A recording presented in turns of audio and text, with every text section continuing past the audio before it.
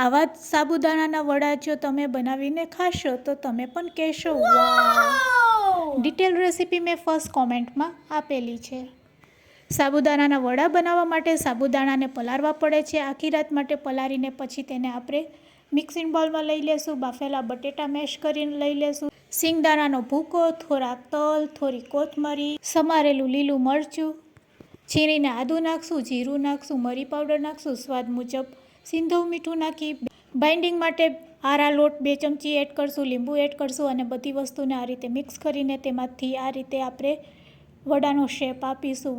વડાનો shape આપ્યા પછી તેને ગરમા ગરમ તેલમાં તળી લેશું. ગોલ્ડન બ્રાઉન કલરના થાય ત્યાં સુધી આપણે તેલમાં તળવાના છે. ગોલ્ડન બ્રાઉન કલરના થાય એટલે તેને તેલમાંથી કાઢી લેશું. તો સાબુદાણાના વડા તૈયાર છે. એકદમ ઉપરથી ક્રિસ્પી અને અંદરથી સોફ્ટ, ખાવામાં ખૂબ જ મજા પડે છે. અને હા, મારા પેજને પણ જરૂરથી ફોલો કરી લેજો.